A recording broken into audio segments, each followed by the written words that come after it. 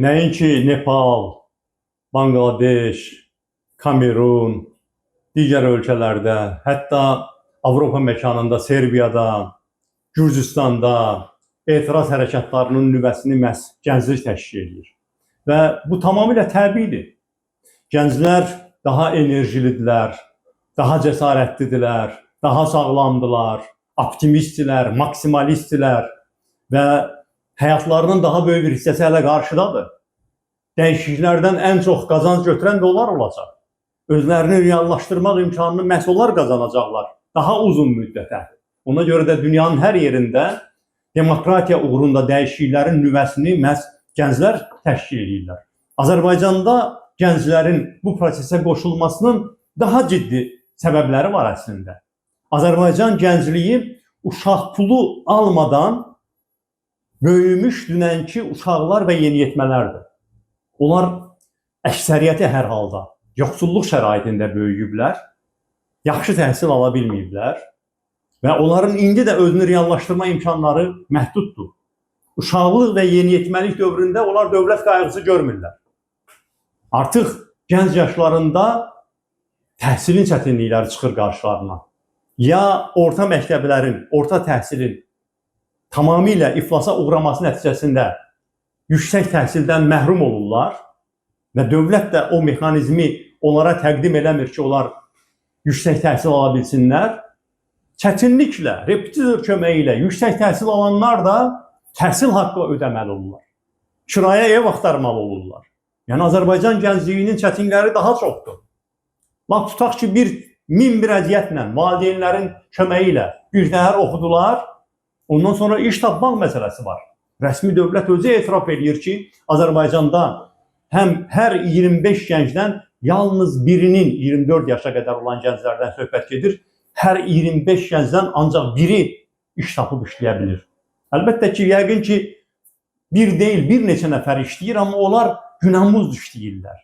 Onlar rəsmi statistikaya düşmürlər və gələcəkdə də həm tibbi sığortadan məhrum olacaqlar, həm yaşlaşanda pensiyadan məhrum olacaqlar. Azərbaycan gəncliyinin hər tərəfli problemləri var. Azərbaycanda gənclər ipoteka üçün Azərbaycan ən əlçatmaz ölkədir. Bütün qonşu ölkələrin hamısından ipoteka şərtləri Azərbaycanda daha çətindir. Azərbaycan gəncləri ev ala bilmirlər. Ev almaq imkanı da Azərbaycan gənclərinin bütün regionda ən aşağıdır. Deməli, Azərbaycan gəncləri bu günləri ölkəni tərk eləmək haqqında fikirləşirlər. Bir təhər başımızı saxlamaq və ya ölkəni tərk eləmək.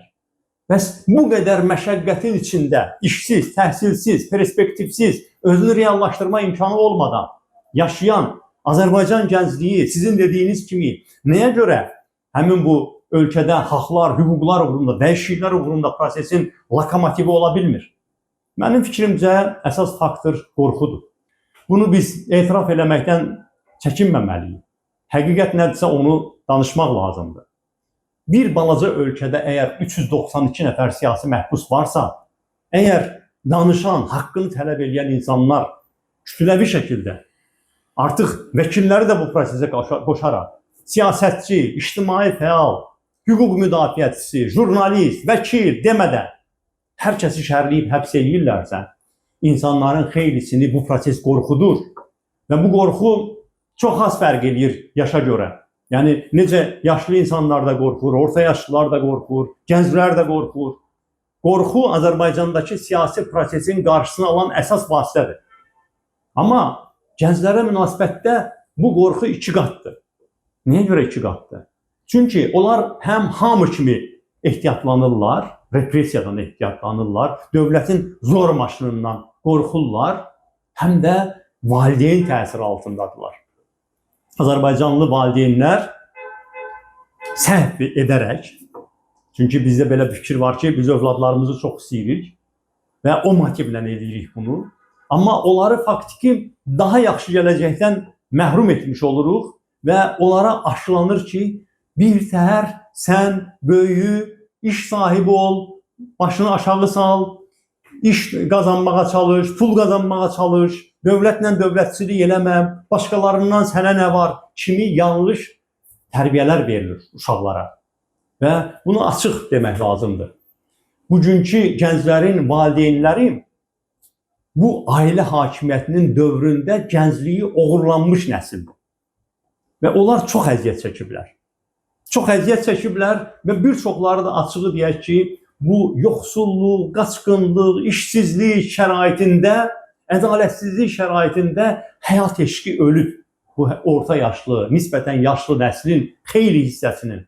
Əlbəttə ki, var, bütün bunların hamısına məruz qalsa da öz həyat eşqini, optimizmini qoruyub saxlayan insanlar var. Amma əksəriyyət artıq bütün bu baskıların, bütün bu uzun müddət davam edən tək adam hakimiyyətinin repressiyalarının altında müqaviməti qırılıb, onların sabaha ümidi özəliyib, öləcəyib, onlar inamları qırılıb, onlar pessimistləşiblər. Onlar açıq demək lazımdır ki, bu sabaha ümidini itirmiş bir çox insanlar başqalarına da mane olurlar. Onlar əslində təkcə öz övladlarına yox olduqları hər yerdə negativ saçırlar və eyni zamanda övladlarını da ona yönəldirlər ki, biraz əvvəl qeyd elədiyim kimi, qarışma siyasətə, başqalarının başına gələni sənə dəxli yoxdur, başına aşağı sal, çörəyini qazan, karyeranda irəli get, heç nəyə etiraz eləmə. Bax, Azərbaycan gəncliyi həm də valideynlərin təzyiqinin, pressinginin altındadır. Yəni bir tərəfdən hamımız kimi dövlətin pressingi onların da üzərindədir. Amma o bir tərəfdən axım Azərbaycanda həm də gənclik valideyndən çox asılıdır. Normal tələbə krediti yox, iş axtarıb, iş tapıb, işləyib, müstəqil təhsil almaq perspektivi yox, özünə biznes qurmaq imkanı yox. Bütün bunların hamısı gəncləri valideyndən daha da asılı edir.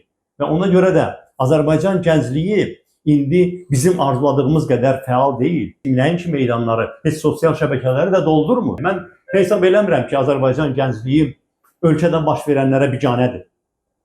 Dediyim kimi, daha çox da valideynlərin təsiri altında hələ ki qarışmıram ovqatındadılar. Amma onlar hər şeyi görürlər.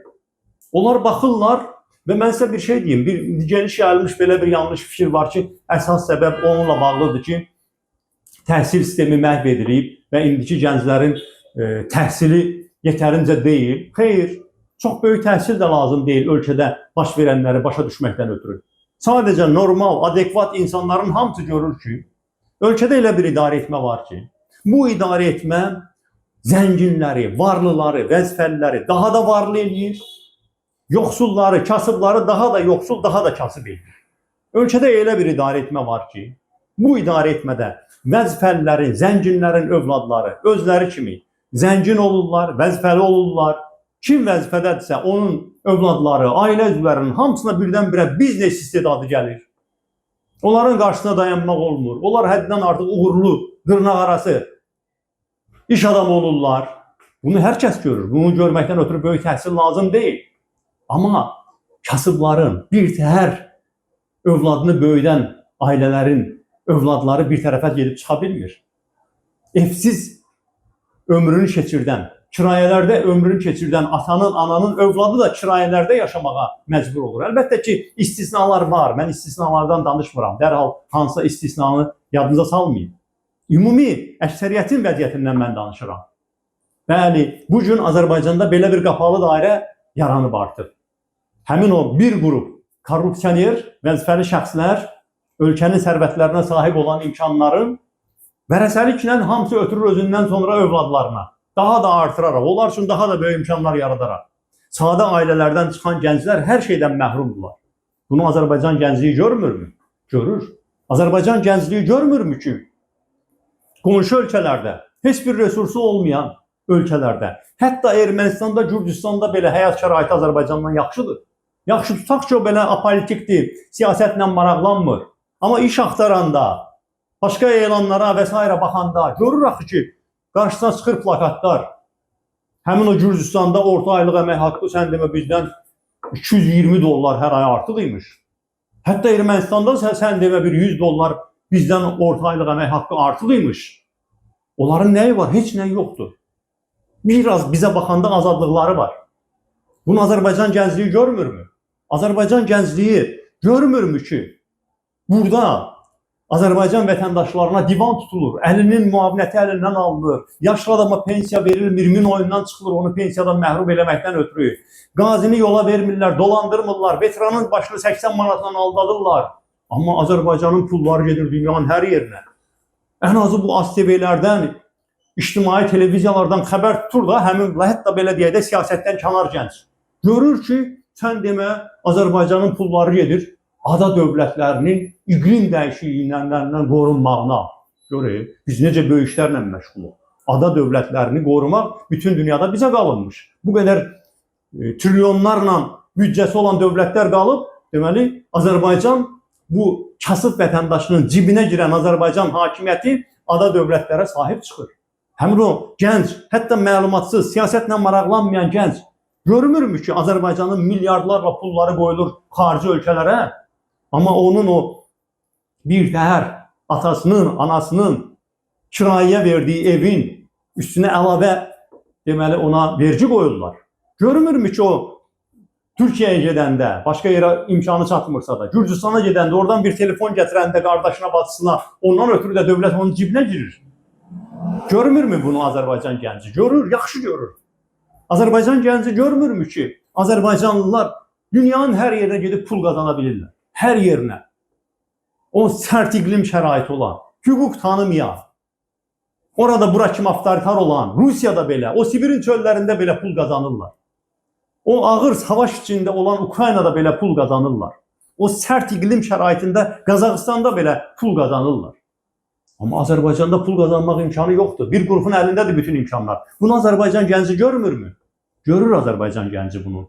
Azərbaycan gənci görmürmü ki, işlər belə gedəcəksə, onun üçün heç bir perspektiv yoxdur bu ölkədə. Nə qədər adam ölkədən qaçıb gedə biləcək? Nə qədər adam gedib Polşada, Kanadada ofisiantlıq eləyəcək? Azərbaycan gənclərinin hamısına bu mümkün olmayacaq axı.